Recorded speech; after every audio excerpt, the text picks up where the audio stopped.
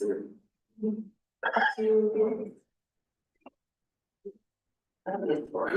perfect.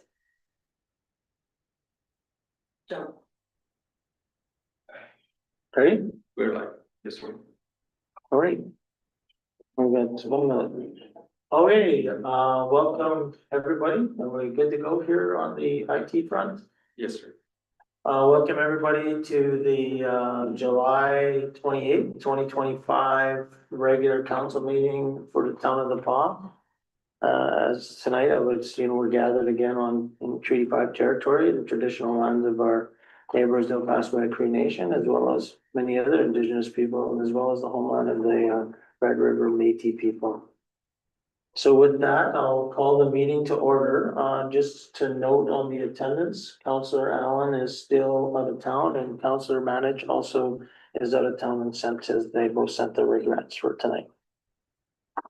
Somebody should have a resolution to adopt the agenda. By myself, second by Councillor Atkinson, resolved that the agenda be adopted as amended. One addition for in-camera is information on the email on the special service levy received from the board here today. Any comments or concerns with that? Seeing none, we call the question. All in favor? Opposed? Carried. Okay. So we should have a resolution to adopt the minutes, confirmation of the minutes. Moved by myself, second by Councillor Atkinson, resolved that the minutes of the regular council meeting of July 14th, 2025, and a special council meeting July 17th, 2025, be hereby approved on statutory declaration and compliant. Any comments with regards to the minutes? No. I did notice that, but it's on our agenda anyways, but the discussion we had around the Canada Day, shifting that grant wasn't on there, but that's fine. So we'll call the question, all in favor? Opposed, none, carried. Any recognition out there for all the great things that are happening in our community? Street sweeping took place, which was great. Everything is all cleaned up once again. It's always appreciated when that happens. We'll give some recognition to our staff. They had an appreciation sort of afternoon, so I know I'm sure I'm speaking for all the council, but we do appreciate everything that they do and continue to do for us to make sure our community moves forward. And anything else? Anybody on? It was a good idea, but never came up with the idea of taking it to the lake. Yeah, that was really good. Great. Hamburgers were delicious. Steaks and okay, we have no citizens here tonight, so moving right along to 911 airport resolution. Resolution number 2025-140, moved by myself, second by Councillor Hopper. Resolved the council approve the purchase of Bethlehem Granger unit in the amount of $8,630.97 plus tax and shipping. Yes, so this is a piece of equipment, it's critical for our airport people. And the one that they have no longer is functioning, so replacement. Seeing no questions, call the question, all in favor? Opposed? None, carried. Okay. Airport mower. Resolution number 2025-141, moved by myself, second by Councillor Hopper. Resolved the council approve the purchase of a mower unit from Rough Country in Swan River in the amount of $5,689.60 plus tax and shipping. Same sort of issue.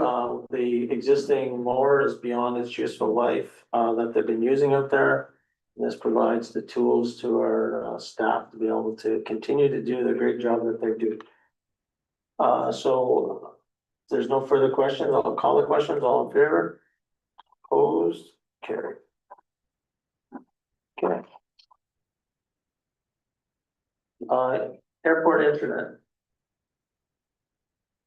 Resolution number 2025-142, moved by myself, second by Councillor Forster. Resolved that council approve the purchase of Starlink satellite internet service in the amount of $2,069 plus tax and shipping. So this was really an item that jumped out at us during the evacuations that were going on in the north. And it also just improves the serviceability of the internet out of our airport, which is a critical asset for us. So with that, if there's no further questions, call the questions, all in favor? Opposed, none, carried.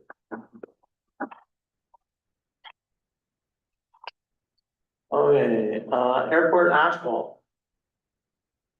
Resolution number 2025-143, moved by myself, second by Councillor Forster. Resolved that council approve the completion of the paving of surface area in front of the Babcock hangar airside gear unit of the airport by Alberta Paving Company in the amount of $47,015.64 plus tax and GST.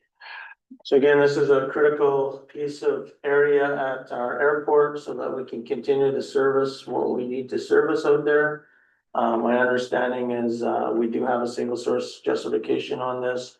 And based on the technical and marketing schedule, this is why it's been, applied to Alberta Paving Company. And I would also note, the last couple of resolutions, there should be, and projecting significant increase in revenue coming from the airport this year. That will cover off the cost of these items. Is that going to be done this year? Yeah. Okay, so call the question, all in favor? Opposed, none, carried. Okay, disaster assistance, our financial assistance resolution. So somebody should have that. 931. Disaster financial? Yeah.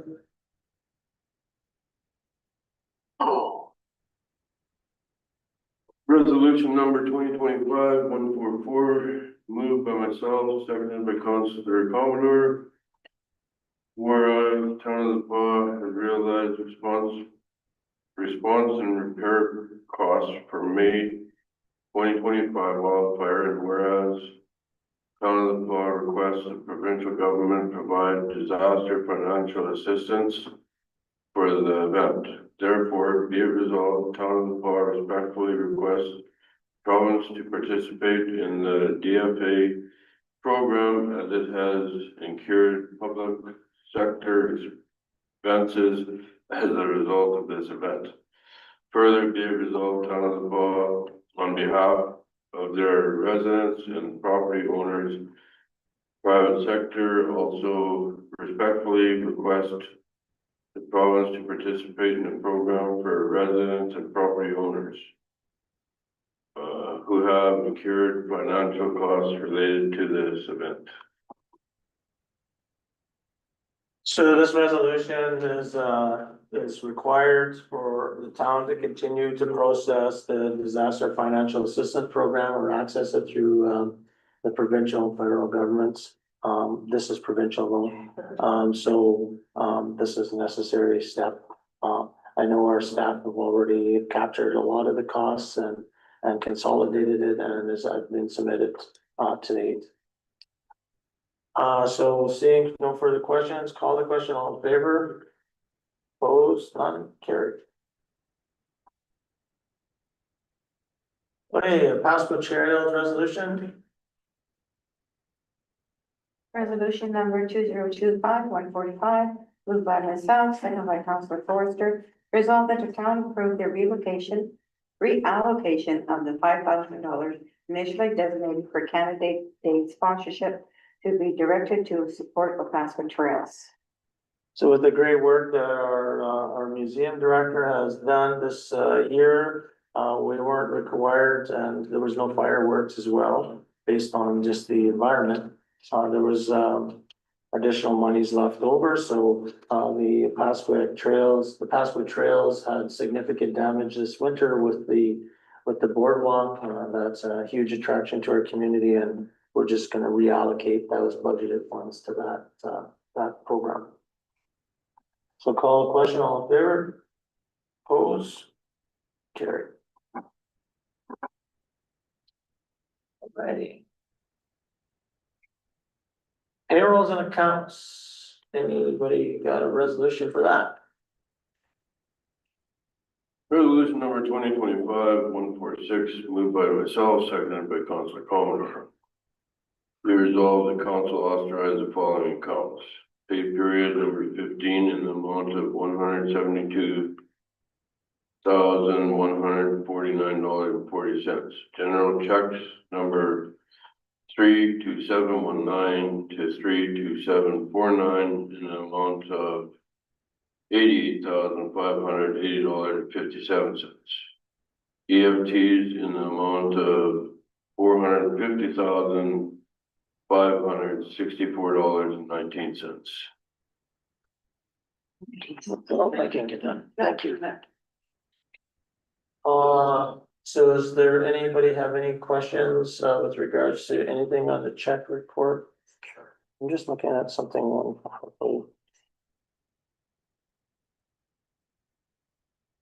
Okay.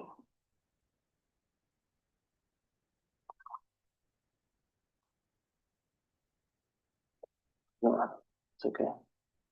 Is there any questions? Which one? No, I have. I didn't have any. No. Oh, there. Okay, no, perfect. Okay. Call the question, all in favor? Opposed? None carried. Okay, moving into committees, boards, starting off with Destination Market, our museums. Sure. Yeah, go ahead, There hasn't been any meetings. People are on holidays, so. perfect. Okay. Chamber of Commerce, it's council managed. I don't think there's much going on with that right now. It's probably summer break as well. CEC, we haven't, so I think there's a meeting next month, but we haven't had anything going on, no meetings. Destination Marketing, nothing. Cedar Lake, We met last Thursday afternoon. We had our regular meetings, and then Friday morning we had our AGM and rolled into our regular board meeting as well. And we will meet again in September. good. Cycling, meeting tomorrow or Thursday at 5:15. Here. Yeah, at the town office, and we do potentially have a new recycling member, so that's great. Library board, Councillor Allen is, traveling home.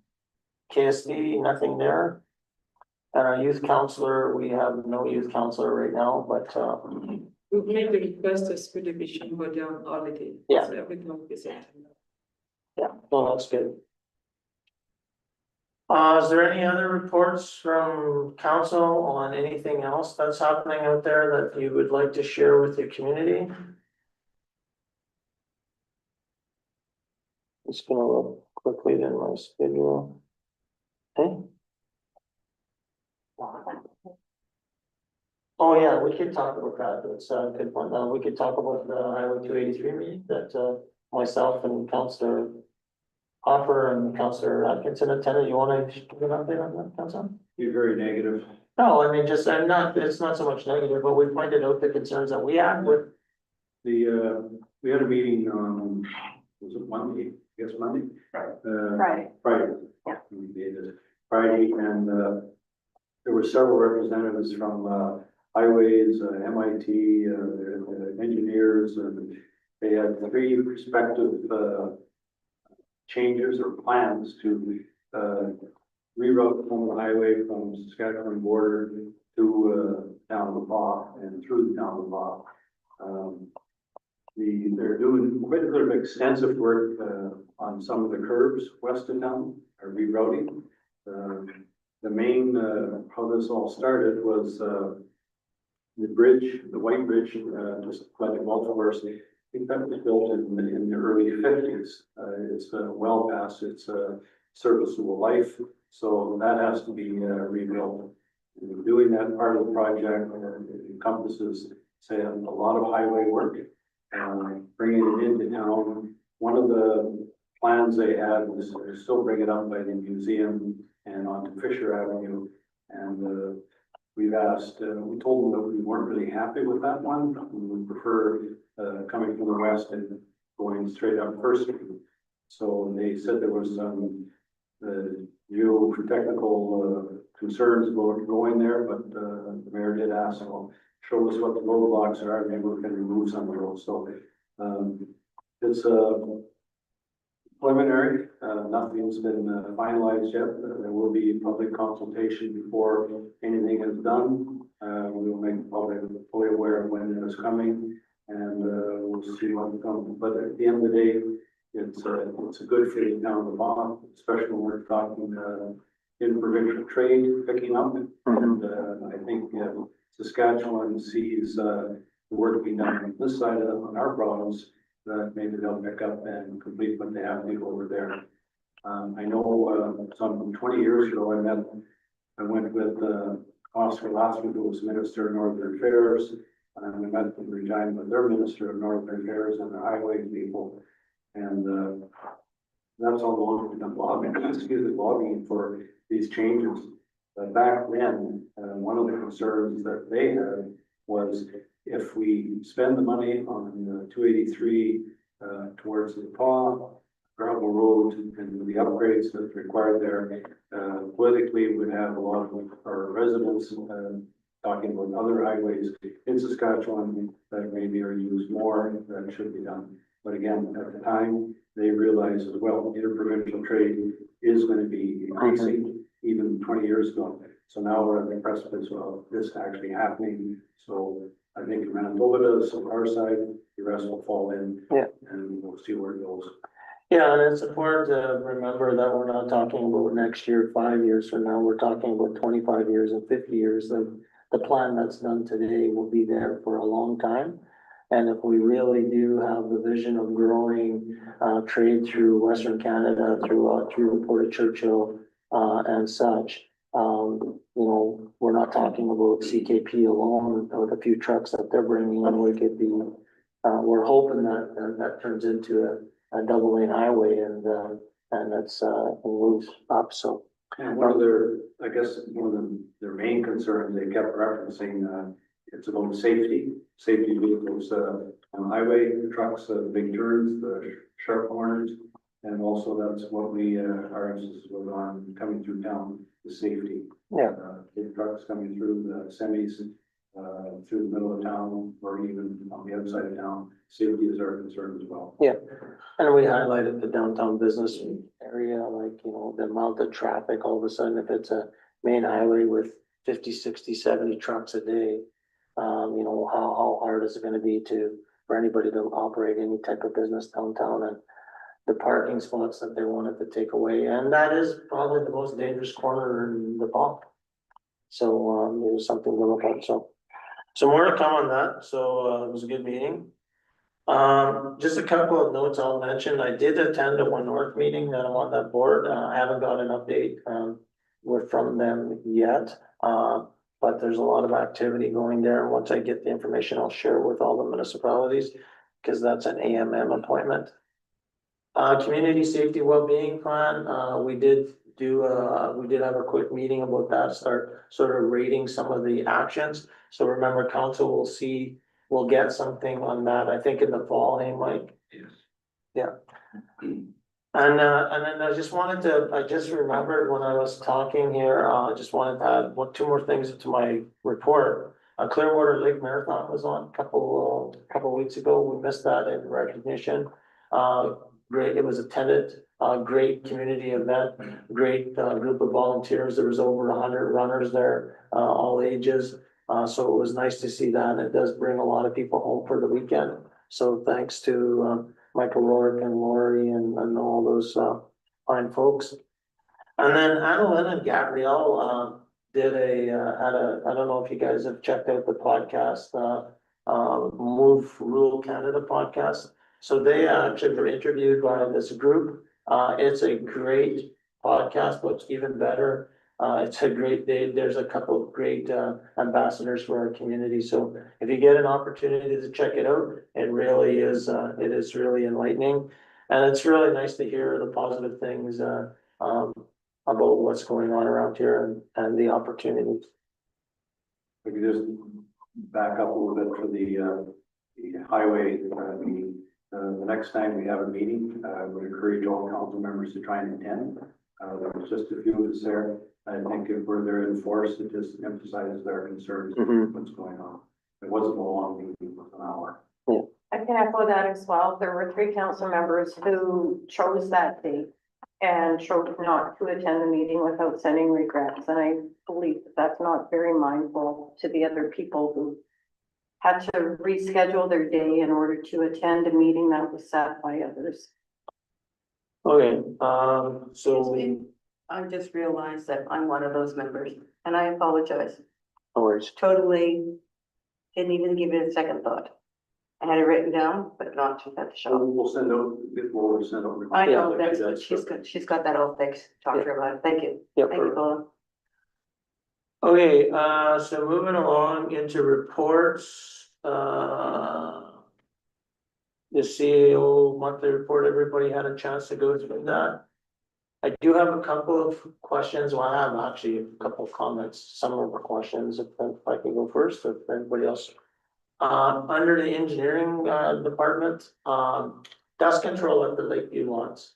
I do see that we do dust control elsewhere, but we don't do dust control out there, and I'm not understanding why we don't have that put into our budget. And if we don't, we should get it into 2026. But I also believe we should try to do something this year, for that. I would say with the increase in funding funds at the airport this year, we should do it this year. I was out there earlier today and I thought it was smoke, but it was just the dust hanging in the air from going along through. So if we can get Lakeview Road done and Montrose Road, there's quite a bit of traffic there now. I don't know how you, what you use for dust. So we hire port distributors to do the work, would depend, I guess, if they're still in town or not.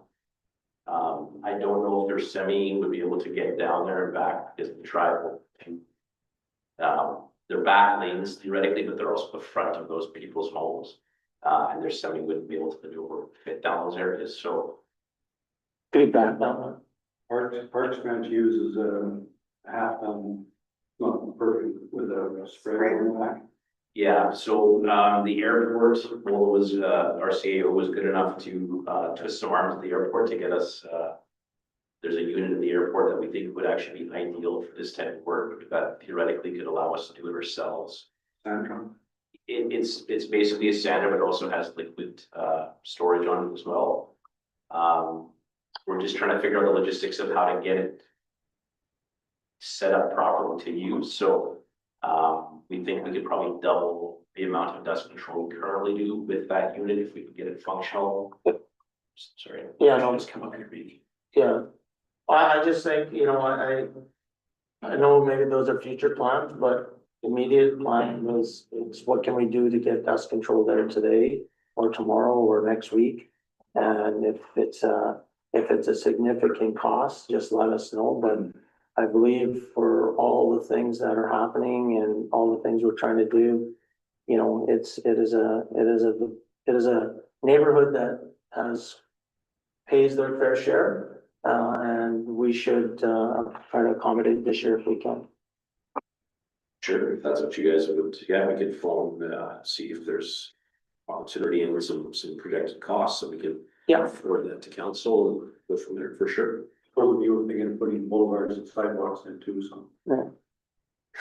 And then the only other thing, out of the engineering is, so there was the talk about that highway sign, Sam, with regards to, so I understand, I did look out there the other day when I was there, I did look to see what they're saying, is when you drive down the highway, there's no sign at the highway that says Lakeview. So there is the sign on the Lakeview Road where it shows all the lots and that, but you wouldn't know if you're driving on the highway that, like, you know, you go to Sailboat Road, there's there, North Star Road, there's there. Now somebody's painted a sign and put something there. I'm just wondering if we should just try to put one street sign in there that just says Lakeview this way or. A lot of the signs are referring to our own areas that are isolated in the middle of nowhere with nothing to geographic point you to them. Luckily for the Lakeview residents, they have the largest geographic sort of benchmark out there, which is the airport, so. We didn't think it was necessary. Yeah. Obviously, like, whatever you guys want, if you guys want to sign out there, it says this way. I thought economic development was maybe working on something. Yeah, we for- could check For the it. region, Yeah. maybe, so I didn't wanna. No, I think that's what you know what, because I was under the understanding as well. Because I was like, but then when I went out there, I noticed that's probably what they're looking, because when you drive down the highway, you don't know that's like people. Like a street name. Anyways, it's just a comment, so I don't think there's urgency on that right now, but something that we should be looking at. Under the HR one, Bola had a quick question. I like the report. And it's great to see the head counts. But could we get the actual, budgeted head count and versus the actual? So that way we have a comparison. We see the actual head count today. And then I'm wondering, we do see a lot of training hours, training expenses coming through, and could we get an idea how many training hours we're training our staff and our employees per month? Okay. Just when he does his reports, I'm sure that's pretty easy to do, I'm guessing.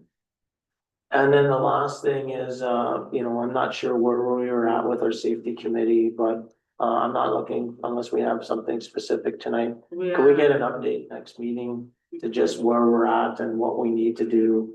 Yes. Just or something there. Under the CSO, good report. I know Mike just stepped out, but we should see some numbers though. Something that's comparable, because a bunch of words doesn't really do it. Like, so if you look at the fire department's report, it's a great report, shows sort of trends and stuff, but for yourself, Mike, we're just talking about the CSO. It's a good written report, like the words are good, but it'd be nice to have some measurements, like, was there 5 inspections? Is there 10 arrests? Was there, 12 tickets handed out, or whatever it happens to be? If it's a physical number, Just some stats. yeah, because then we kind of know, we kind of see it a little bit clearer. And then under the fire department, I had a couple of things, to our fire chief sitting in the crowd, if anybody's wondering. So grass fires, 25 more than 2024. Why is that? Like, what happened? Is that just the wildland fires that you guys have been fighting? Some of them are the wildland fires, other ones are OPRM or in town. Like yesterday, we had one out by the landfill, so that's considered as a grass / bush fire. But why is it just because it's drier this year and that's why we have 25 more? Yeah, and lots of it's improper disposal of smoking material, so people driving, throwing the smoke out their window. Are we able to do any, so like, I think for those type of fires, is there any chance to putting out some sort of campaign that says, guys, like, we have 25 more wildfires this year based on human causes, people throwing cigarettes out, whatever it happens to be, please highlight what it costs the community, like, I don't know if you've some.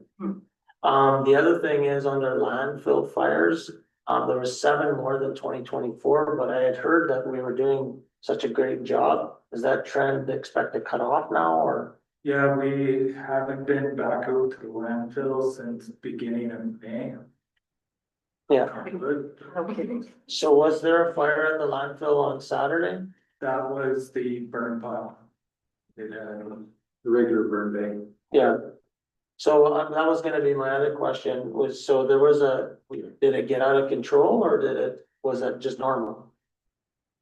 We got a call from our operator that he felt it was getting a little bit out of control when the wind, on Friday, the wind gusts really picked up out of nowhere, so it sort of was kind of moving the fire around. He was out there, so he was able to sort of manage it, without having the entirety of the fire department support. So we thought it would be appropriate to close while the winds were high, just for public safety reasons. So So my comment, and I did message the fire chief because I was getting all sorts of messages. Should we have some communication between the fire chief and the landfill people when that's going on, so that, you know, if we're starting fires, we have to ask for permission. well, Well, we asked Jacob, the deputy. oh, he knew about it? Yeah, we called him on. Oh, okay, that's good, so, but no, perfect. And then I was wondering if we should put some communication out when we're gonna have a burn, let the community know, just put a Facebook post out, say, hey, don't be alarmed today if you see smoke from this area. The community is doing a controlled burn of the burn pile or something. Sure, we can. Does that make sense? I'd say no if it doesn't make sense. I don't know, so it wouldn't have, I don't know if it would have changed any outcomes, this, like, Well, what change outcome of counselors getting phone calls that says, what's on fire is Wells Island on fire, and then me having to try to say, I'm not sure what's going on, like, I just thinking if there was a, Don't check Facebook. yeah, no, if there was a, Major fire, but I don't know, the town, the fire department seem to be pretty quick at sending out messages when something's imminent, something's going on. yeah, So this year, I think you went through the right channels, so you checked, we heard, sounds good. wind picked up, they closed it up for safety reasons. yeah, it was getting a little bit too dangerous to have the public, Yeah, no, I'm good with that, it's usually like for me, I usually like to feed communication out prior to having to answer questions, but that's. it's not a bad idea. Sam and myself did have a conversation today about the landfill and just some operational stuff that, hey, if it's the winds this much, don't burn. Yeah, I mean, you know, I'm It's our glad best practices. I'm glad that the communication is there, you know, like our goal, you know, if we're gonna invest a whole bunch more time and effort out there, like, let's do what we can, and I'm hoping to see that. You know, we talk at the end of the year, the landfill numbers are down because of all the good work that we're doing. And so that we can sort of change that. I just commend the operators out there. Yeah. If anybody hasn't out there, it's a nice place to go visit once in a while. The upper part is, landscape really nice. Yeah, I agree. I think that alleviates a lot of the Yeah. We'll problems. be open tomorrow. The people that were disappointed with, vehicles on Saturday will be a little bit, pleasantly surprised with the work we got done there. No, I agree, I was out there as well, it was good. Send a message, yes, that. I also send a message. And then, so the municipality has an actual permit to burn. A burn bay in the outside of the winter months. Yeah, so our permits, grandfathered in, there's too many of our landfill permits like this type in that Okay. are remaining, so we're sort of lucky in that sense. We held, and the reason why this fire kind of got a little bigger than we wanted, we've been holding off burning anything, Okay. obviously with the, you know, No, that's good. challenges in our community, so. Okay, a couple more, Byron, just on the structure fires, 9 more this year than last year, or so was that more for the wildland fire? Like what's, A couple of them have been incendiary in nature, so intentionally set. Quite a few of them have been electrical, old electrical, poor electrical, melted tube wiring. And yeah, some of them have been the transient community in some of the vacant buildings. So some letters have been sent out to the owners, telling them that the bylaw states vacant buildings have to be boarded up on Yeah. the main floor. So once those go out, if nothing happens within the time frame on the letter, then we'll go out and board them up. Good. And we'll send them a bill No. for the supplies and our time to board them up. no, that's great. Couple more questions, false alarms. Or sorry, yeah, false alarms, 5 more than 2024. Same buildings, all of No, that. it's actually, last year it was a lot to, Cathedral and Dufferin Alley to, I think that Kelsey Estates. Those have dropped down significantly. These are residential, just normal households. They're cooking, some smoking in the house. If, they have more than one false alarm, then we start billing for them. And then that's usually when they stop, they get their alarm company in to fix whatever's wrong with the alarm system. So that's been kind of deterring repeat false alarms to the same address. So they're residential. Yeah. Under, the number of hours, so we've, put in like 4,300 plus more hours this year than last year. Mainly wildfire bump up or, Yeah, that week of our wildfire at the beginning of May was a lot of hours. I believe that was well over 1,000 hours that we put into that fire. And then assisting out in Flin Flon, that's included in there. So that was 12 days. and the guys went to Snow Lake, that would be included in there? Yeah. So what would you guess the number of hours we've been attributed to wildfires? Just not gonna hold you to it, but I would probably guess about 2,000 hours. that's it, eh? Yeah, because when we send guys out of town to these major fires, it's only at most 4 people. We don't deplete our department more than 4 to 5 people. So where would you say the other 2,000 hours is just from the grass fires around here and stuff? Grass fires, structure fires really bring up our hours, because it's a minimum 3 hours on the fire, and then you have all cleanup afterwards as well. You have 3 to 4 hours of cleanup after a normal house fire. And now, the other thing is your training hours involved, not, is that in that? No, training hours are separate? Yeah. Okay. And then, I know you sent, an update to council, so I'm not sure if we need to talk about recruitment, but, I know we have 21 members right now, you were saying from your report that you just sent. Are we trying to get more? I know our target's 30. Yeah, I actually had 3 people message the Facebook page, and I had a phone call from another that they're interested in joining the department. So that'll bump us up to that 28, 29. But you're losing, like I seen you had 2 on your list, but you're losing 2 one Yeah. time. So, and the 2 that we're losing, are they new people or old people or? One of senior people? them's, only been here for 10 months, and the other one's been 3 years. So he's hoping to be posted back here after he's done his schooling Okay, to continue with the department, but his line of work that he's getting into, we don't know if he'll be. and if we could just get a good idea of exactly where our numbers are gonna be in the next few months, because you know, the last thing I don't want you guys to be burnt out again, and I know that was part of one of our programs that we were working on is about recruitment, and so council wants to support you wherever you need to be on the recruitment front, and if there's something in our way we need to help you, let us know. And then the last thing I had on the reports, Paula, was around grants.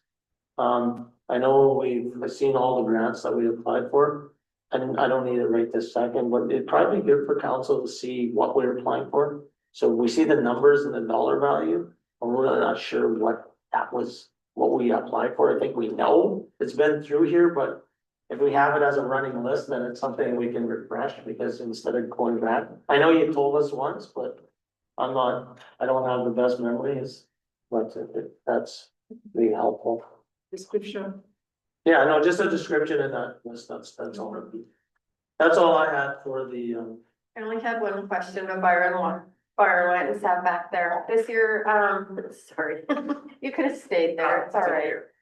So this year we had 150 fire pit permit applications, and this year they were all free of charge. Yeah. So next year, will there be, Yeah, you there'll be foresee a a charge? $25 fee for as long as you live at that property. And then if you move or someone else takes over that property, it'll have to be a new fire pit application. $25 per year. No, For one. as long as you're at that Okay. property. Thank you for that, because this was just kind of a reminder to the public that this year that it was free, and then next year you'll still have your existing permit. You just need to pay the fee.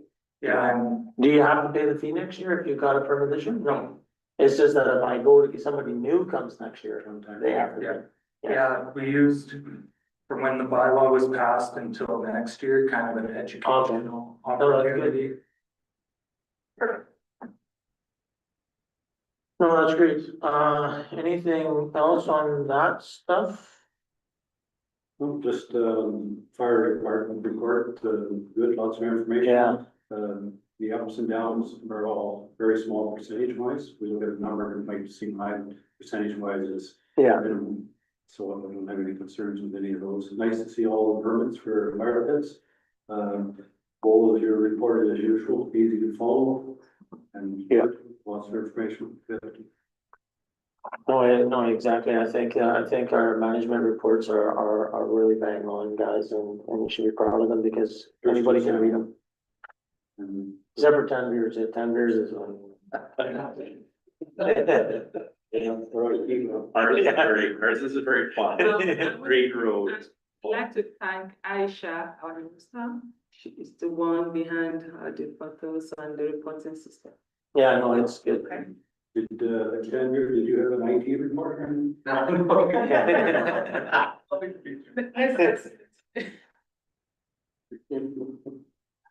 Okay, no, that's good. So, just moving along, I don't think there's any.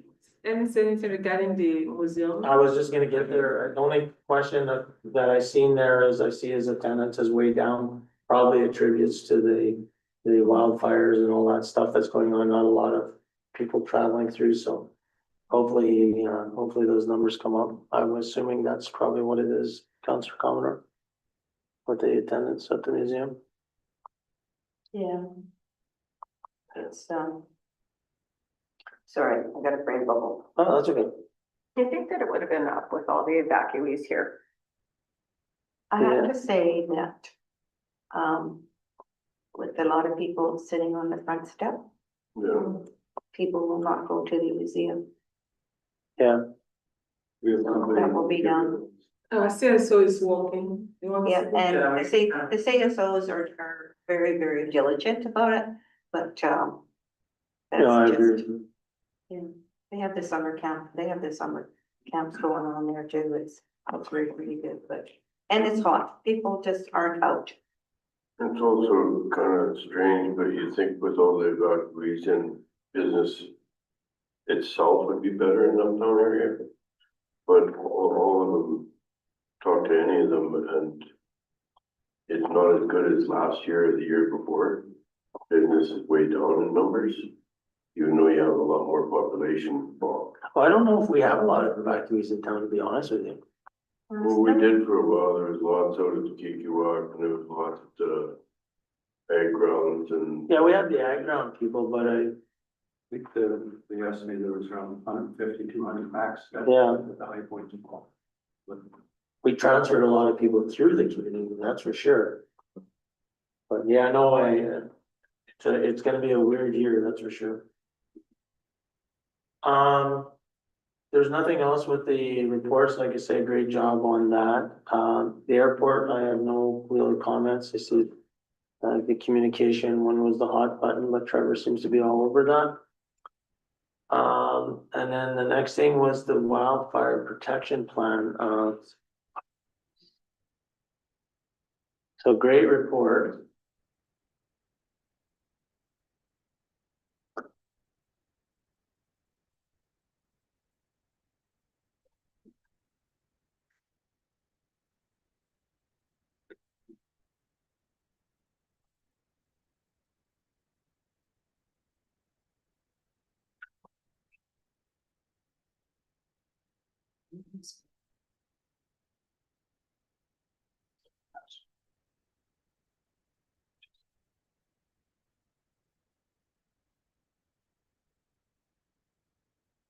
So I know council wanted kind of areas of concern that wildfire could cause the town.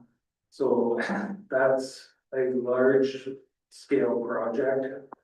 beyond just our knowledge and expertise.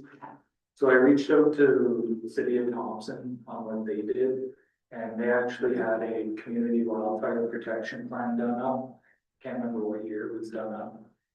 But so I figured we'd bring this forward to you guys, see what your thoughts were on doing this. That way we can look at long-term too, as well as short-term. And it can help with any kind of economic development if we have ideas of where we want to build new residential areas or commercial areas, anything like that. So wildfires are a growing risk, as we can tell from what's happening north of us right now. We're surrounded by the boreal forest, wetlands, agricultural, it's susceptible to any type of fire. In the last 2 years, we've had at least 4 wildfires within a 150-kilometer area. And we've assisted with quite a few of those. So the goal today is to understand what this protection plan is and why it's crucial for our town, our citizens, and what we need to do to implement that. So the protection plan purpose is to minimize loss of life and property, protect critical infrastructure, resources, improve our emergency response, and foster community resilience to wildfire. So rather than being reactive, we're being proactive with this. So it shifts our approach from reacting to the wildfire to trying to prevent the wildfire from happening. And that kind of gives you a picture. That's right. That's kind of what Thompson's is. It took them, I think Wildfire Service did it for them, or assisted. And it took about 2.5 years for that to get done. Did you make the plan? From talking with Jacob, it took Wildfire 2.5 years to get that done. Who made their plan for them? I don't know her name, but she's retired now. So it was a local person? I don't know if she was from here, or from Thompson, but she worked for Manitoba Wildfire Service. Oh, okay. So key components, the very first one is a risk assessment. We need to understand what the threats are around our community. That includes identifying the types of trees and vegetation within the community and around the community. What are the ignition sources that could cause us major issues, such as power lines, lightning, human activity, topography and weather, so how terrain, how the wind patterns affect, and historical weather, what that does for fire behavior. Snow Lake is a prime example. They had ranked 5 and 6 fires 2 days ago. So it was basically the whole trees and running across the top of the trees towards the community. And then also our infrastructure. What are our critical assets that are most at risk? Hospitals, schools, water treatment plants, police station. So the outcome of this will provide us a detailed map and a report highlighting the high risk areas that we might run into. So the next part is kind of what the mayor had Byron, been. can we just, go back to this risk assessment for a minute? Last year, Cedar Lake partnership with, the business department at UCN and did a business analysis. Possibly, Cedar Lake could maybe partner with UCN once again with natural resources. And maybe part of this could be put into play. Yeah. I'll reach out to Cedar Lake for that and see if that's a possibility. Like, I don't know 100% if this would even fall under our mandate, or since it's natural resources, but let me look into that and I'll get back to you on it, and possibly we can ship on that. Yeah. Maybe. So the next component is kind of what Andres, the mayor's been talking about, reducing the hazard, so mitigation strategies. So whether that's fuel reduction, creating defensible space from homes in critical areas. So that's thinning vegetation, mechanical removal, removing the ladder fuels of the trees. Ignition prevention, so implementing something like public education on fire bans, maintenance of power lines, fire safe building construction, which would be included in our infrastructure hardening. So protecting essential service, power and telephone, internet, burning power lines, fire resistant construction for our key buildings. This building and water treatment plant are good for fire resistant construction, other than the roof. That's the main area. But that also includes cleaning eaves troughs. You look around town, there's lots of houses with trees, so they grow out of their eaves troughs. Or you look under somebody's deck, there's all the dead grass, all the leaves from the winter. That's all prime fuel to burn in a wildfire. It takes one ember and all of a sudden the backyard's fully going. And then ensuring we have adequate water sources for firefighting. So the focus on this is to create a fire adaptive community. People that are aware of the risks and what they can do to help prevent it from affecting their life and property. The next one is emergency response coordination. So preparedness for our actions. So what are our evacuation plans? Do we have and develop a clear, well-practiced evacuation route procedures? Are those evacuation routes clear? Where if there is a wildfire, it's not going to affect our exit plan.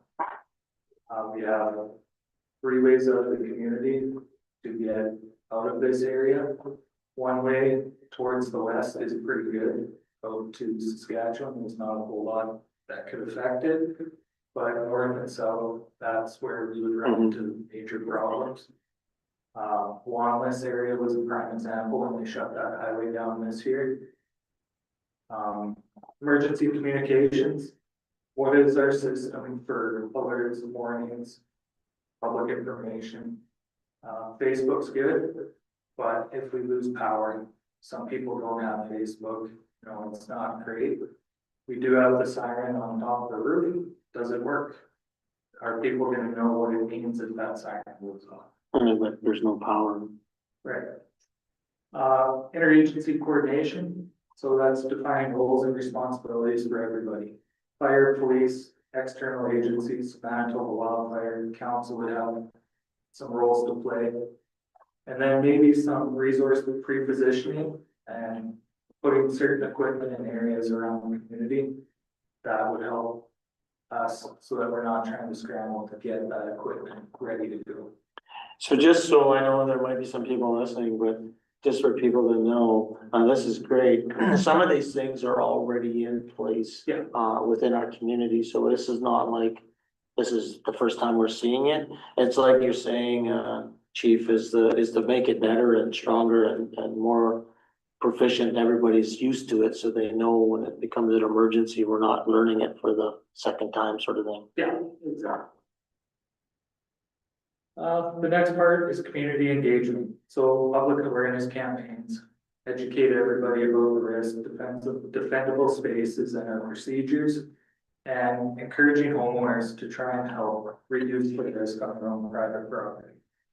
We can't go in asking them to trim trees and clean up their yard where there's no grass laying around, no dead leaves. But we can educate them. Volunteer programs, so try and engage community members in mitigation through Fire Smart neighborhood cleanups. The Office of the Fire Commissioner can assist us with starting up a Fire Smart program. I've been in talks with them about that. And then have a feedback mechanism where the public can give us feedback on this protection plan. What they think works, what doesn't work, and ask questions. A well-informed community actively participating always helps reduce the risk.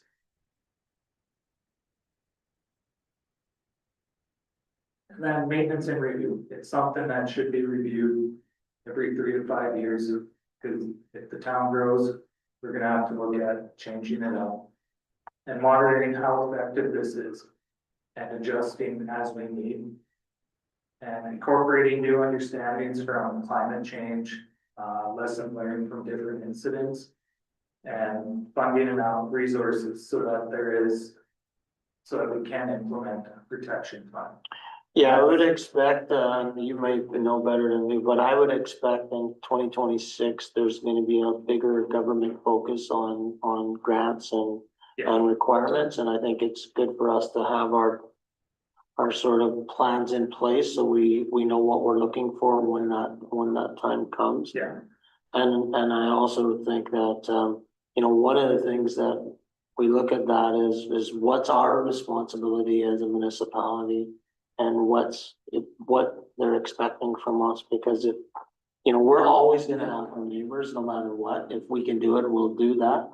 But if that's really a requirement down the road, like there is some wear and tear costs and burnout costs and labor costs and that go along with that. And so we'll have to, I know that there's, we're already having a discussion in with some northern mayors about, sitting down and getting some feedback from our fire chiefs and trying to say, okay, well, what should we be talking about? So I expect there'll be a lot of discussion this fall when the wildfire season's hopefully over. yeah. So the benefits of implementing one of these plans is, again, protecting lives, reducing injuries, saving property. There's a cost to it that's, I don't know, $100,000, but we save one house, that's worth 500,000, that's a win in my books. Yep. If we save one life, that's definitely a win. Yep. Nobody's life is worth any amount of money. Reduce the economic impact, so recovery costs for wildfires isn't cheap. And there's lots of business disruptions that happen. We could look at lowering premiums for residents. I can't dig into that too much. I'm not an insurance broker or anything. But then there also is increased grant opportunities. Lots of these wildfire grants require a wildfire protection plan or working towards a wildfire protection plan. And there are grants out there to help with this protection plan. Wawanesa is releasing their grant for wildfire mitigation in the fall. So we will be applying for that to help push towards this protection. Mhm. And it builds a stronger, more prepared and self-reliant community. So this next one, the top picture, they're not very good photos, but the top one is a photo I got on mapping software online. It gives your urban wildland interface zones. So the dark orange is a residential areas within that urban wildland interface. So it's intersecting with wildland areas. The lighter, more downtown is more of a commercial or non-combustible area, and it's further away from that wildland zone. The bottom photo is what I did on Google Earth off of the fire smart zones. So right up along the buildings, you can see that very light orange. That's the radiant heat. That's within 100 meters of a burn area that the radiant heat could give off to igniting structures. The zone just outside of that is short embers. So those embers are 100 to 300 meters that could cause us some issues. And the larger area is long embers with winds upwards of 20K that will blow into the community depending on wind direction, type of tree, time of year, all that. So that was just a rough estimate on what our areas of concern might be. But it all depends again on types of trees. Jack pine burns a little bit different than birch. Are there ladder fields on that? What's the ground look like? What's on the ground? So there's a lot of variables that go into this. It's not just what trees are and how they burn. So the next step would be from you guys just to help endorse the development of this protection plan. So a formal approval to proceed on getting costs for some stuff. and establishing a task force or committee, so that would include fire department personnel, public works, planning, community members, and members from Manitoba Wildfire. I also think it would be really good if this wasn't just ours, if we did a tri-community one. Where That's a good idea. the RM, OCN, Yeah. and us. It's a great idea. Allocate initial budget resources for some consultation. So that's risk assessment, risk management. We don't have a helicopter or drone to fly around. I wish we did, but I don't think there's any appetite to buy a helicopter as much as we want one. Oh, I like that. I've seen some little amphibious ones that. I just can't imagine Tanvir driving around checking out, making sure street lights are on and stuff. Explore funding opportunities and researching and applying for grants, so that Wawanesa Community Wildfire Prevention one, that'll be coming out in the fall that we will be applying for. They give, I think it's up to $150,000 towards a prevention grant. And then if we can set out a timeline, hit key milestones for this development and implementation. If you ever have a chance, take a look at Thompson's Yeah, I will. prevention plan. They have it set out where it was, okay, it was released to the public this day, we've done this day. So that's great, that's a great presentation, Byron, and I think that really shows our chief, that really shows the proactive nature of your department. I got a couple of questions though,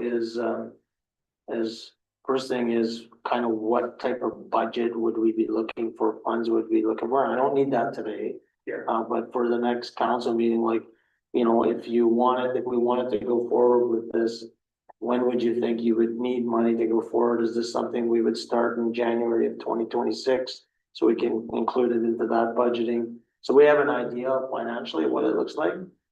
The second thing is, if you could pull out the milestone plan, if we were gonna go forward with that, maybe you can kind of lay that out in a milestone for us, so we have a better picture. Okay, this is what it would look like. You know, we're gonna initiate this plan, the plan comes in here, we do this, and this is the 3 years, this is how it looks. And the last thing I had is, can we do anything without a consultant? So is there things that we can do today to reduce our risks? And I think, you know, it might not be as good as having somebody else tell us how to do it, but, you know, some of the things you brought up, some of those things can be done with the resources we have today.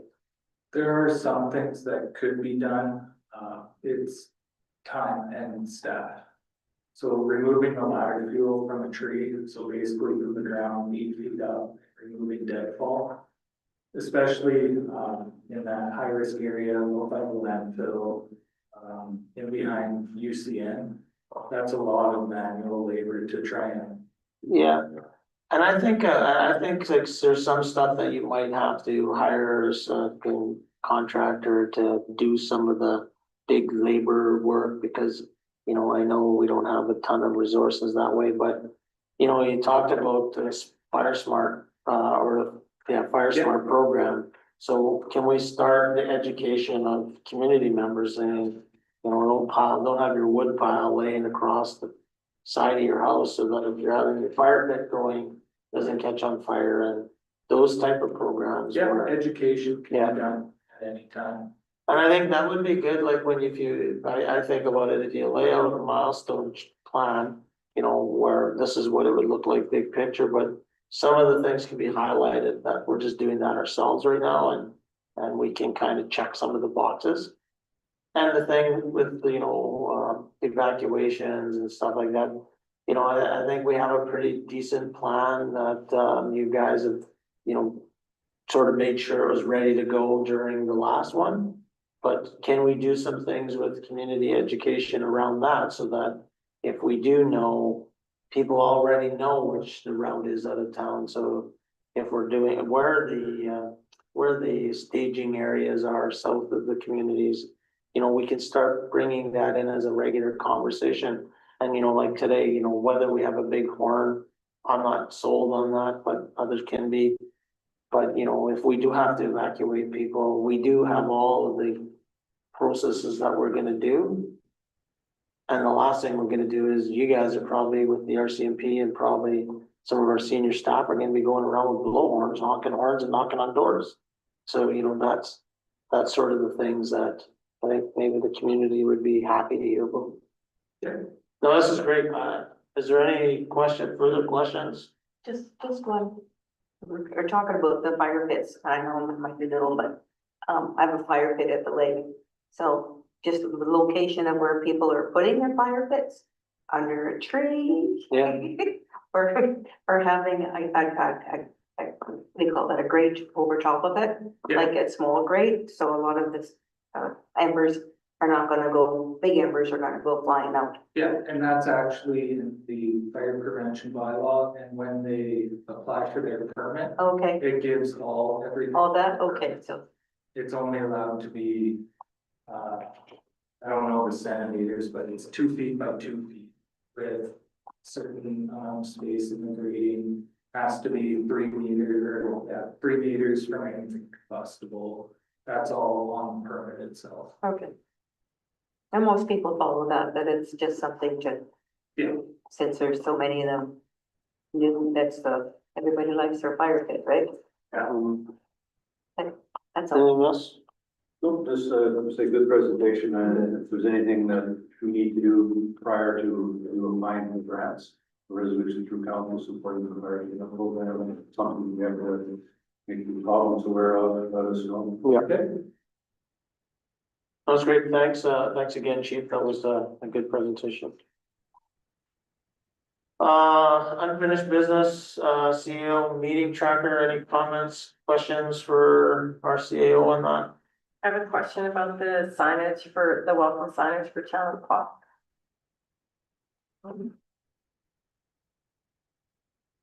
We have one sign that hasn't been put up in the north end of County Clock, not on the other side of the bridge, so possibly Devon Park where the little Skippy Yeah, are. that's a great That idea. could be a spot where that sign It's still so, the least property we have. yeah.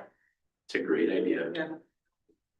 Put that right on the, build a little stand right on that cement So we thing. don't need that, but we don't need time to before. Sure, it's true. Yeah, That is a great yeah, idea. you can both of them. Can put it on steel beams. We have some hydrant poles that were donated to us from Manitoba Hydro that we use to kind of structure those, so we want to do something different there, a little bit more, maybe more, a little elegant for that area. That's a great idea. Just a thought. No, that's a wonderful idea. Well, and again, as Councillor Hopper jokingly said, but seriously, I mean, we do want to make sure that that's movable because we've had other discussions with regards to other potential developments, so. You know, it's not like it can be there permanently forever, but you never know, it's a good spot right now. Never mind all the work I did to figure out where the holes were. Yeah. That's okay. Yeah. Check off that box. Oh, Yeah. that's a wonderful idea. Something digital. Did you know? No, we already have. stuff. Okay, moving along, general correspondence, so there's a fast track, Indigenous Days coming up on, August 13th. That's when it starts, there's a bunch of activities that day, I know council is all invited, our community's invited. I was also gonna challenge, maybe, our friends Sam and the rest of the managers, to see if we can put together a float for Indigenous Days, maybe get our youth involved, our students involved, and you know, that kind of thing, so that would be great. And then I guess I will talk to a few others to see if they're interested in doing something as well. So what did it? But you're gonna challenge bull riding. Yeah, bull riding, oh yeah, that too, yeah, I've heard that, I've been challenged a few times about the bull riding, but. Doesn't our work insurance cover it? Yeah. So yeah, so that's the only correspondence that I wanted to share with everybody.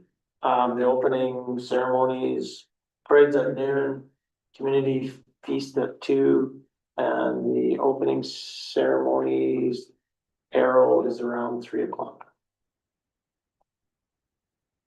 The Pawnee Immigration, absolutely support that. I don't see any issues with them using our park. Another great organization with Annalyn and the lead. RCMP stats, any comments, concerns, questions? No. Don't see anything out of the abnormal there. Moving on to citizens periods. Seeing none, so we'll move ourselves into committee of the whole. Resolved that we now move ourselves into the committee of the whole with Mayor Murphy and the chair to discuss matters requiring our attention. Everybody okay with that? Okay, we'll move into committee of the whole. So, downtown, park camera and presentation by the municipal superintendent. And the maintenance manager. I think his name was supposed to be first on that. He sends his regrets. So we've been in communication with local suppliers of cameras to kind of figure out some of the ins and outs. There's definitely some roadblocks that we have to overcome. For instance, our first steps are going to be to reach out to Manitoba Highways to see if we can install the traffic cameras on the existing lights and have them powered on the existing lights. If we can overcome that hurdle with their support, then we wouldn't have to worry about putting additional poles from hydro up and having them powered. Each one of those hydro poles, I'm told ballpark right now, these are just preliminary numbers, but could be up to $15,000 Yeah. to power those. So I think if that's what we have to do, that kind of might put a little damper on this. Or we could talk to businesses downtown and ask if we could mount on their buildings. Correct, if we, that might be probably the cheapest way to move forward, so right now we're just waiting on some pricing for some cameras and some logistical path forward. It's definitely feasible, definitely doable. We believe we'd have to probably put a separate server in place for this so that it doesn't affect our internet, so there'd be some additional network charges that we'd be paying for like a separate system. Because right now, if we added all those cameras to our existing network server here, it would totally bog us down. So we have to do a separate system, which isn't too bad. It'd just be like a monthly $150 a month sort of server fee. That way it'd be a separate network. And we've been in discussion with the same company about the parks as well. So the park seems to be a little bit of an easier process once we pull power. They have, there's repeating towers in the community. That was the one thing I wasn't sure about, but they have enough towers in the community that there wouldn't be a lot of hardware that would be necessary for us to be beaming those signals to a hub. So we think the parks can more easily be covered than the downtown. So waiting on some pricing, we'll get some headway and then speak with highways probably next week. So Fish Shack as well is included in that? Correct, Fish Shack, we have some preliminary pricing for the maintenance director the recreation director got some preliminary numbers for that. And he's just sort of working out a couple details to share. When do you think we can have this up and running? The Fish Shack one pretty quickly, I believe, just as long as the hardware is available locally. The traffic cameras for downtown. Maybe take a look with the parks and stuff like that, like the skate park, the ODR, the places where we're seeing, and I don't know if we look at the bridge, underneath the bridge area and those type of high crime areas. So when it comes to the new skate park and the outdoor rink, the cameras on the back of our facility do point in those directions. Obviously, they're not like close-up footage, but there is some coverage in those areas. There was even a bit of coverage towards the old skate park-ish. Well, can we upgrade the camera to have it even better and give access to the RCMP? Yeah, we can look into, we just have this, we could probably look into upgrading them. I just would have to double check with the amount of space we have on an existing NVR at the rink. I think it was close to full, but I'd have to double check, but that's a small fee to upgrade the NVR. Councilor Robert? Just, if you're looking at, I know we talked about privacy issues before. That's something, if you want to see what's going on in George Street, St. John's, you can Google it live. Anybody can watch it. I would encourage any of the cameras we put up, or access to the public. Absolutely. They can see what's going on. They'll be the eyes. They'll say, see what's going on here. It's free Yep. access, they just Google it and they're on lifetime. And you could go to George Street right now and see what's happening there. It's very interesting and when they put it in there, they have the same concerns, privacy, and then now the public, they see something going on, who they form the phone numbers. They'll have people who will want to just watch, just for the sake of watching, right?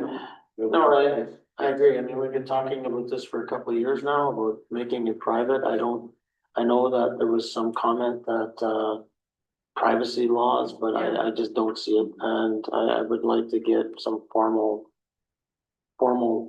letter that says that that can't happen because it's happening everywhere. And it should be broadcast on a broadcast channel or a website where people can go look at certain cameras. And that's it. They can't record it unless they record it on their phone. They can't download video. It's all that sort of stuff. Yeah, there's definitely traffic cameras for sure. That's, I think it's pretty straightforward, easy, legal, way forward. We've had some mixed messaging about the surveillance from our legal opinion. But every community, like when I was traveling for my friend's wedding, every community between here and Edmonton that I went through had traffic cameras somewhere in the community. I think the traffic camera will cover us instead of surveillance camera.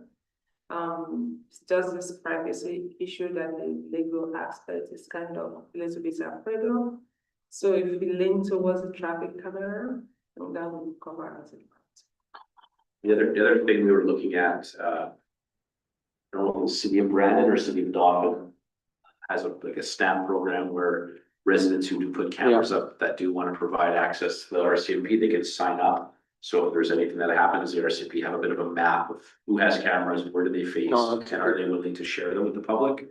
I think that could go along. Yeah, so that's something that maybe the CSO department could drive is really just to collect that information and give it to the RCMP. So it's really just saying, you do a general call out. And I think I might have talked to you, Sam, too. It'd be interesting to understand in the community what areas don't have cameras, because I think most areas in the community now have cameras in residential areas and business areas. But it's to provide the access to the RCMP so that it's not automatically, but if there's something going on there, they know that, they can know that this person or this resident has cameras. They can go there. Could we get access to your cameras? You share if you want to and move on. But at the end of the day, we budgeted. Yeah. So if we run it quick as possible. Sorry. The camera, we budgeted for that, so whatever we put in there, the camera's going as quick as you can. The camera budget is a little bit stretched already, but we will bring some figures back, and I know this is a priority for not only the council, but also for the communities. Yeah. I'm sure we can make this work. Like in some of the things, that you're seeing down, I know Mike and his crew, with regards to what's happening on La Rose Avenue and that stuff, that's absolutely uncalled for. And residents shouldn't have to, as well as downtown businesses, shouldn't have to deal with the petty crime that's going on or the privacy issues. So to be worried about a few people's getting a picture taken of them, I'm not concerned about that as much as concerned about a ratepayer. It's private property. Yeah. Okay, perfect. Thank you for that, maintenance manager. CSO graffiti report.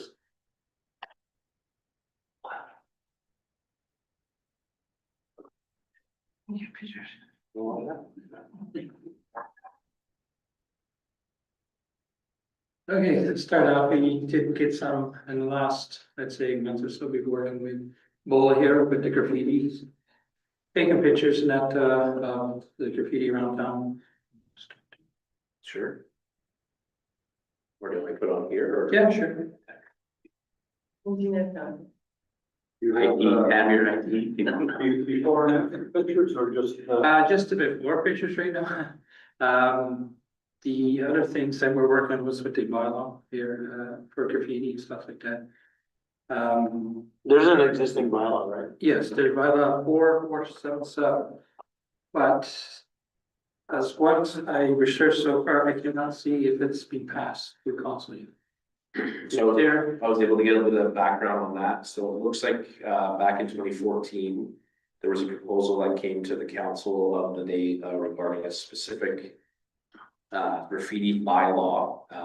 There was a public objection to it. And it looked like it never passed council.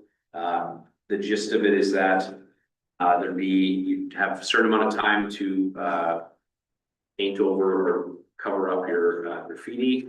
At which point, if you didn't meet the date, it would be $100 fine, and then every day after that will be a $50 fine. So I can see why it seems a bit excessive perhaps. So currently, and Mike will speak probably more to this, but currently it would just fall under our their property or unsightly property by right. so as we look at, get the, which one's on there. As you see the pictures of most of the areas we took in town here. A lot, this is skate park. I've been talking with Sam here to come up with an idea how to get a certain type of paint that you can put down, so it's easy to remove the graffiti off of. I thought that was purchased already. And I believe in speaking with the rec director, it has been, they're just waiting for it to arrive, is my understanding. Chemical, maybe because. So we should have it hopefully in the next week or so, is my understanding. So, personal places, you got garages, you got fences. We also have graffiti on, the fences and that here. A lot of, if you want to say childlike graffiti. So most of the graffiti is done by a younger crew, not, I'd say the younger teens. That's the gist of what we got because of what's been put up there. We also have some transformers there from the with hydro and stuff like that. Now, with that one, I don't think we can do anything. That's, we can't touch that in the state. No, they need to, Yeah. so I think, you know, the Yeah. easy ones, I know it's harder for residential, maybe, I want to treat put it the same, but MTS or Bell MTS and Manitoba Hydro, or I think we really should be sending them letters just directly saying, clean it up, and they have the funds, the abilities and resources to do that. Yeah. I know there's one on Cathedral as well. Yeah, this is the one. And, well, that one's not on Cathedral. Yeah. Or no, that one's, yeah. And then, but I also know that, you know, when I see some of the pictures, some of those are town of the paw Yes, buildings. So we have to walk the talk if we're gonna do that and make sure that we're cleaning up our own backyard. Before we start telling everybody else in town that clean up their yard. So I think that, you know, as a start, you know, our own backyard plus any of the big businesses, you know, we need to do that. But go ahead, sorry, Mike. and the other thing too, I did look into other communities, like, I have one for Thompson and, Swan River. They pretty much got almost similar, bylaws to what, it's, that we have here, so. They're all, everybody's on the same kind of page when it comes to the graffiti, so. The other thing like that right now, the only thing I can do right now is the unsightly properties. And then send them Schedule A, Schedule B, and then go for there. And hopefully they'll get it painted over. There's several different ways of graffiti. The best one so far that we found is just paint over it. That's the easiest and cheapest way. So, with that said, to entice or help people to get along here, I would suggest that we do some kind of like graffiti paint program. Where the town can help pay for the paint up to $25 on a single place. Gives incentive that to fix or paint their graffiti or stuff like that. Instead of doing the Schedule A, which takes 2 weeks, now Schedule B takes. So, What about, has anybody thought of having like a graffiti removal team? And just hiring a couple of students and getting them to do that for the rest of the summer? I think we allocated some $40,000 for downtown beautification. We should be able to advertise that the town has the paint. Yeah. And the brush, you wanna do it. I would say next year, we allocate, X amount of dollars to, maybe a committee, like we had Citizens on Patrol. Yep. Maybe there's somebody out there that would, take this challenge on and say, yeah, we'll look after the graffiti. That's a good Give us the material and brushes. Yeah. And we've got 10 people, that'll be our job, and we'll give them 5 or 10 or 15 grand and say, here, look after it. And that way it saves you. Yeah. Sending the letters is just a waste of time, in some cases, and forcing the bylaw, just, we want to get the, you've got pictures here, I mean, I could have went and taken the pictures too, but really, we haven't done anything. No, It's we still haven't, there. yeah. So, This is to start like, what I was brought up in the last council meeting, that we start but doing. we have money Yeah. for downtown beautification. Yeah. So the money's there. Figure out how you wanna get Yeah. the people, aware of that and, pay for the paint and brush if we didn't, do it. We'll do it. And like you said, this is summer, so that was actually the next, a couple of months that we're trying to bring that program back. Right now I gotta figure out where it come from, how it's done. I never dealt with it, that's, an system number 12 before, so. You are the citizens on patrol. Yes, That's what we're paying for. Yeah. yeah, but, I know there was a program that was just a volunteer program, so, There's also a community enhancement program, yes. and I can talk to you about that Sure. later on if you choose. Yeah, so that's pretty much, another one too, I did come up, research on, Winnipeg, for graffiti, I'll just pass this around, I did photocopy it. It's just a program Winnipeg puts out, it's about, you have to be 18 plus in order to buy spray paint, and stuff like that, and if a company has sold a kid or underage spray paint, they get a fine up to $1,000. How many places in town would actually spell? Didn't they have? You know, just, let's go up, huh? Well, now north of 53, I Oh, yeah. mean, Yeah. as well. There Two used places, to, I think, yeah. what you're speaking to, there was also glue, like there was glue that you couldn't Yeah. know underneath it, a certain age as Yeah. well, yeah. I just took a picture of that somewhere. Yeah, But when it comes to spray paint though, if it's a specific color, it's very, very easy to track who has purchased that. color. Yeah. Thing. But that was just another idea that we. came Yeah. up with, and- That's a good proposal. It's easy. That's an easy one. yeah, I think I like the idea of incentivizing like user groups as fundraising. You know, you guys have lots of groups that come for you, asking for grants and stuff. This could be just a community beautification sort of way to help distribute some. Questions with that? I guess, like I said, we're looking to see some changes there, but I would, I don't know how council feels, but anything the town of the wants should be done ASAP. And, and I think this goes back into, we talked a little bit last time, Sam, about signs and being faded, and you look at the Rotary Park sign, that sign is written all over, but it's about 900 years old. You can't even read it anymore. It should be removed and just thrown in the garbage. Okay, if there's nothing else with that, thanks for that, Mike. RCP Fund Community Safety Program. That's, you, Mike. The $30,000 grant. Oh, sorry, yeah. So, Okay, so. so what you're saying is that, we've got a $30,000 grant given Grant, to us? yep. And what you're asking is that we apply this to a second CSO vehicle to help for the future. And then move and go from there.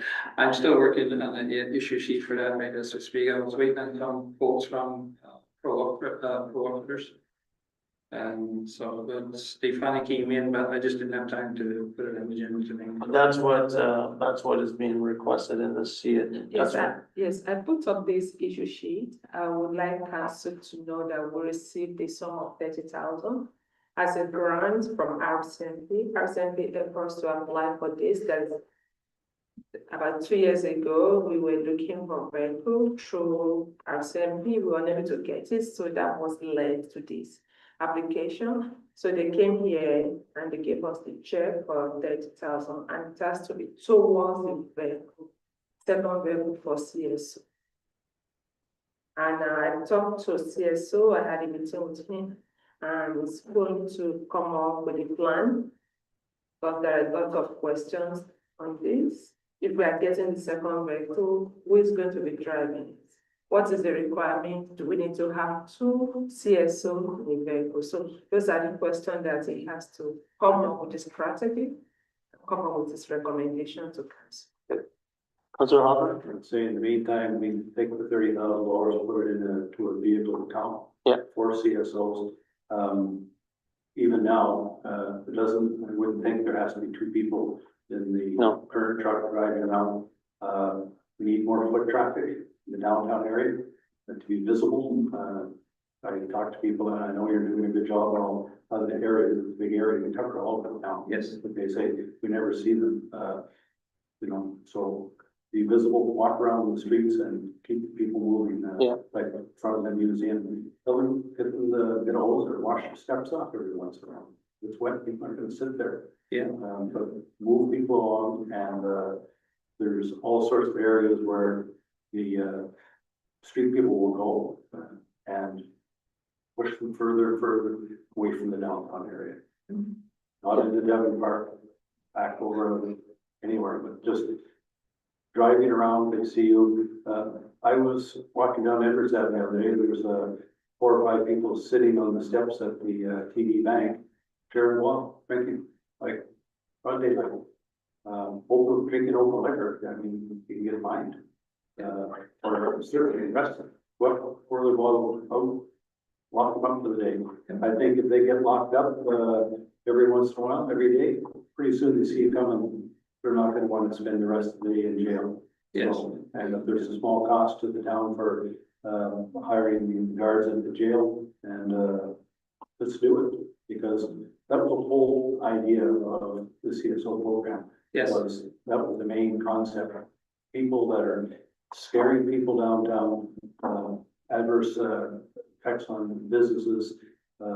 Talk to the, people at West Tobin, they've got a ledge there they sit on.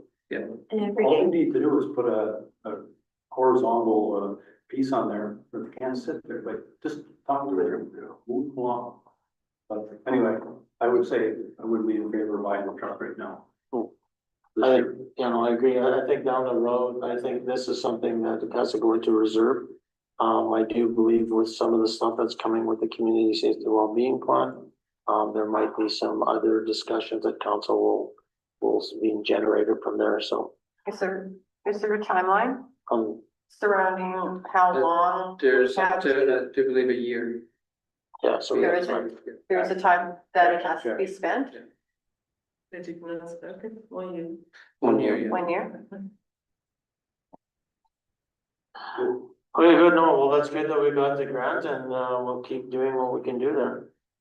Anything else, with that one? Thanks, Mike. Blizzard animated sign, we've talked about this forever. I don't think there's anything more to really talk about. It's what council is looking for. So notice of the public hearing, fee's been paid, so we'll move that forward. August 11, this book.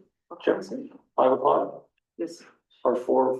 Next council, 5:45. 5:15, I just Yeah. tried to make it the same day. Yeah. So Yeah. Same day? Okay. Yeah. yes, so it will just be. The next one, amalgamation of lots. Yes, I received this request from assessment branch. There was a request for combining lots together, and basically there are 3 different lots. One on Edward, one on Taylor, and the other one on Brown. So they want to amalgamate this lot together. So in order for them to be able to process it, they want the council to say either yes or no. The planning branch or the person who owns it? No, The I planning got branch, it right? from planning branch. The person who wants it did not contact. I got it from plan. So they asked me if they can start the processing. So administratively, we check if this, the first one, they are all residential, second one, all residential and owned by the same person. If one is residential and one is commercial, we cannot amalgamate them together. So we check everything administratively. I just want the council to know that this is a request and I believe this way actually development. I mean, I don't have enough, I mean, I need a I recommendation. just attacked the How we- area. This is just to follow the special service segment, like we thought this would be coming forward, and people are gonna put their lots together. And, bigger parcels, some of these are, I think, they're commercial, I'm not sure. But why would the assessment branch bring that forward though? Yes, it is based on the request, the assessment branch said they received this email from the owner. Yeah, So what do Okay. you think? Should they go ahead? And I said, just hold on, let me check. first. so what is the impact, like, what does it impact? Like, so. The Edwards makes sense, I'm not sure, is that Taylor 2 half lots? One full lot, one half lot. And then, so that would, doesn't matter, but, I mean, Edwards, I guess, but what is the Braun lots, whatever that is?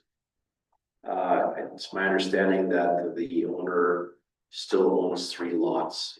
Braun Development on the northeast corner, the development, Grace Lake Road and Centennial Crescent or Centennial Drive. So it's not. So they're trying to amalgamate the 3 corner lots they purchased before. I was surprised that I thought we had all the Braun lots. But apparently these 3 are still in the ownership of somebody else. So I've sent an email to the, Oh, Jason. yeah, they're all, yeah. So I sent an email to the assessment branch, the planning branch, because trying to understand what, because I've never done this before, this sense, trying to understand what our rights are, like how do we say them, when do we say them, what would be appropriate, like what are our sort of guidelines that we follow, because my understanding is that if council makes the decision, let's say we said no to somebody, that they could still go to the province and appeal it, and they could be Yeah, overturned, but I'm just trying to get more information because this is a process. like, I don't know why we would say no, but I don't really understand, like, I don't understand why, why would you even do this, like. Like, I guess if you're having a big development and you wanted to get all your property on one, that makes sense. They have law 261 Taylor to like, I mean, yeah, we should make that one big lot, it makes sense. Yeah, for proposals for. The Braun lot, I'm kind of a little bit concerned because I don't know what's going on over there, but. If council want me to get more information, No, I can bring this back to council. This is all. Yeah. Just because of the special service side. I'll go with whatever, recommendation comes from administration. If, next meeting, we want to do that, then just bring forward the resolution, we'll deal with it then. Guess you could ask the assessment, which they want to know if we're okay with it. What are the pros and cons? Yeah, that's, Pros and cons, is this gonna come back as The like for instance, the Braun development, those were all supposed to be single family developable lots. So by amalgamating them, does that mean they can only put a single family or only a duplex based on its current zoning, or that like, those are the ins and outs that I'd like to learn more about. yeah, Because like, there could be a disadvantage, like. Imagine you had a full-size lot in an area that someone already has developed and there's a vacant lot next door. Would we let them purchase the empty lot next door and just make it their yard when it could be a developable lot that we would see tax revenue from? Like, I think there's like some ins and outs that we need to maybe understand a bit better and I don't know if there's something. Yeah. Yeah, so I guess what I'd say, Sam, is that if you guys can just, we're not dead set against it, we don't, maybe we need the pros and cons, as Councilor Hopper said. If, just bring it to the next meeting with a resolution, if that's there, and then we can decide, so we're not slowing down the process. If whatever needs to be done to move it forward. for future drawbacks. Yeah. Awesome. Okay. Thanks for that. Procurement policy, everybody have a chance to read through that? Get a couple of questions with it, but probably be better for.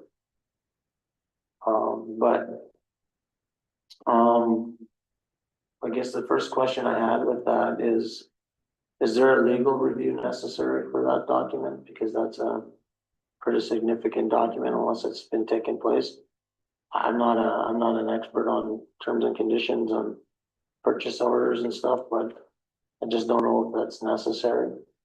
Actually, our controller actually work on this policy. And she has really reviewed about 3 different municipalities in order to come up with it. However, I agree with council, want us to share this with our legal. I don't know, like I said, it's a very, I don't know if everybody's read through it, it's a very detailed document and it seems very good. I have a question, local preference, you know, I know that was brought up before, I know there's rules against it. But in that document, you can have a local preference is if there's competition within the municipality for that service. So that says that in that document, but then part of it says you can't have a local preference. So it's probably covered off, but I still would like for us to shop local if we can and support it as a municipality if we can, without breaking the law and breaking any NAFTA rules or trade rules, so, I know things with, I think if you remember from the AMM discussions, when it said buy Canada or buy Canadians, one of the cautions that lawyer was telling us, and Canoe was telling us at the time, is make sure your procurement policy doesn't handcuff you. So that's all I'm asking, it's a very detailed document. The delegation of authority, under F, I would ask what, you know, it says if we have to do something within 45 days. I'm not sure why we would need 45 days to make that decision or to let council know. That's 2 council meetings. So I don't know if there's a reason behind that. On the tiered system for the for purchasing, I'm assuming you're using the level of authority based on some rule, some normal spending, so, you know, there's up to 2,500, 25 to 7,500 and such.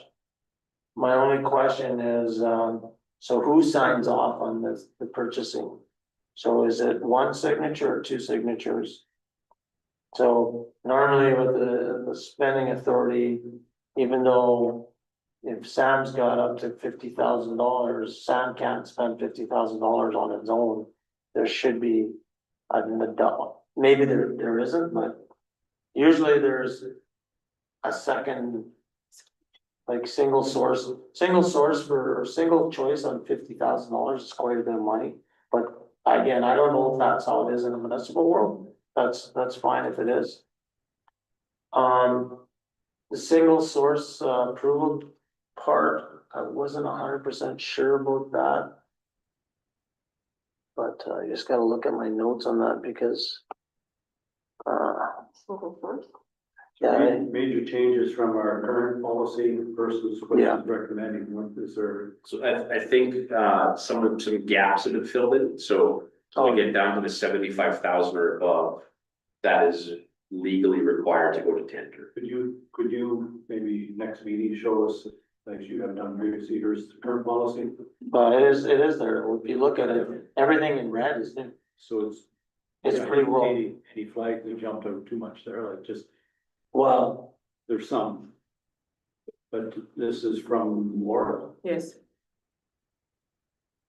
well, I don't see any flags, but we are, You mentioned. yeah, we're governance here, so single source wise. Where if you, like, say if you decide not to buy, like, I get that. If you decide to go with a bid, competitive bid, but you pick a higher amount on the competitive bid, it's not sort of lined up through all of there, so if the bids, if it's not recommended and the winner is recommended, the winner bid is above $40,000, then the tender has to go to council. So it's saying that if I have a bid, but I bid on something and the bid is $60,000. But that's the higher bid than the one that's at 50,000, that has to go to council for approval. But what made you decide 40,000 was the threshold? That's all, I don't know. And so if that's from somewhere else, like I just want to be consistent with. Yeah, she got it from, I asked her that question, she got it from Madam Municipal. And then the other thing is that, and just let me pull up my note again. The other thing was, council has to approve all unbudgeted spending. So I don't know what the limit is there now, but it looks like, I think it said under 15, under item 15 in that document. Yeah. It says, yeah, total bids greater than $50,000 or the expenditures greater than 25,000 and it wasn't identified in the town's current capital portion financial plan. But if it's not budgeted, it has to come to council, because that's exception management. And I think So I think- that's why it reads council approvals. So there, we have to put some wording. So this might come back to the idea of that if something breaks, that's a It's replacement, under 25. that we just fix it and move forward and not have to wait for the approval, right? So if something breaks at the rate, it's $5,000, it's not budgeted, not expected. The expenditures greater. Right now, we're probably operating outside of the framework of our current. So this, I think, I was just saying to Councilor Hopper that some of this, and again, I don't know exactly, but some of this is probably related to if something breaks, we need to fix it and it's a replacement, that we have to be able to get the authority to do it as quickly as possible, Yeah. potentially. And there's wording in there for that. There's wording in the policy, but I was just wondering, and again, I could be reading it wrong and just looking for clarification. So council approval is required when the total bid price is greater than 50,000, which is fine. The expenditure is greater than 25,000 and is not identified in the town's current year of the capital portion of the financial plan. And that's my question, is that, so does that say that if it's $24,000, you don't have to come to council even if it's not in the budget? Technically, yes, but I think there needs to be a caveat behind it saying it's a replacement or like something that, And Yeah. replacement equipment is replacement equipment, but I think there still has to be a highlight to council when you have, you're spending unbudgeted money, more or less. Any 100%. new purchases that aren't Yeah. on budget. So anyways, I think there's this, not to spend the whole time here, like, I think that this is great. There's some formatting issues in there. It's a good start. I mean, we do want to make sure that the decisions are being made by the administration and not having to wait for a council meeting to make plans. I just think that we have to have a clear understanding as council, as we're responsible for the community's finances. So can this go to People's First rather than, Aware? Yeah, I don't know, or Canoe. No. You can just send it to Canoe, maybe they can. And maybe it's already been done, like it might be fine, I'm not saying there's anything wrong with it, I just not knowing. Just your comment there, about you know, what, you don't want this to handcuff us if something Yeah. happens, so that's. Make sure that we're okay in that. But again, this is not the budget. That's the council. Yeah. Okay. Emergency repair, we've already done that, and basically it's a quick phone call, CO, and it's. Yeah. And there's wording in there for emergencies that CAO can just approve it. Okay, staff, appreciation, another great thing, Yep, absolutely support that, I don't see any issues with that, Bola, so thanks for bringing that forward. And Sam and all the rest of the managers, it's great that you can do that. We'll need somebody on the barbecue, so. Yes. Barbecue coordinator. Yeah, and I mean, if you guys are looking for help from council, I'm willing to help out, just, let me know. If It'd be you, good to have, council that are serving people. yeah, Ah, that's what we did before, so. Yeah, I think it's be a good look. I'm sorry, I'll be in Nova Scotia eating lobster. There you go. Rubbing our nose in it. Okay, so I think that's all we had with that, so we've got a couple of things that are in camera. Just for people out there in viewing land, there's no decisions that are coming out of our council in camera portion, just talk about a few legal matters, but thank you much for watching tonight, and we'll talk to you soon. Resolved that we now move ourselves into the in-camera portion of the committee of the whole with Mayor Murphy and the chair to discuss matters required